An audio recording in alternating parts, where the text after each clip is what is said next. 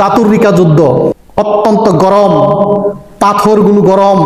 সাহাবায়ে কেরাম রাদিয়াল্লাহু তাআলা আনহুমগণ পায়ের মধ্যে কাপড় পেঁচিয়ে তেনা পেঁচিয়ে সেই পাথরের উপর হেঁটে হেঁটে জাতুরিকা যুদ্ধে অংশগ্রহণ করেছেন।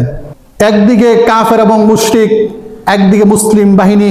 ওয়াক্ত হয়ে গেল, আজান হয়ে গেল। যুদ্ধের ময়দানেও রাসূল সাল্লাল্লাহু আলাইহি ওয়াসাল্লাম এই যোদ্ধা সাহাবীদেরকে দুই ভাগ করে, এক ভাগ নিয়ে 2 রাকাত পড়লেন, আরেক ভাগ নিয়ে 2 রাকাত পড়লেন, তবুও জামাতে সালাত আদায় করলেন।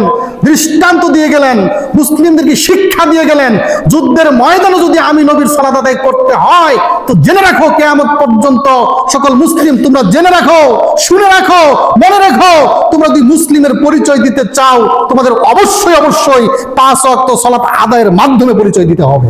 রাসূল সাল্লাল্লাহু আলাইহি ওয়াসাল্লামকে সাহাবায়ে কেরামকে নিয়ে সেই জিহাদের ময়দানেও কেন সালাত আদায় করতে হলো? জিহাদও তো একটি ইবাদত, জিহাদও একটি উত্তম ইবাদত।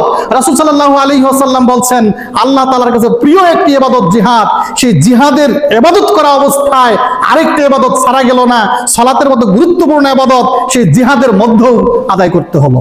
মুসলিম শরীফের হাদিস, জাবের রাদিয়াল্লাহু তাআলা আনহু বর্ণনা করেন, নবীজি সাল্লাল্লাহু আলাইহি ওয়াসাল্লাম বলছেন, ইন্না বাইনার রাজুল ওয়া বাইনা শিরকল কুফর তারকুস সালাহ।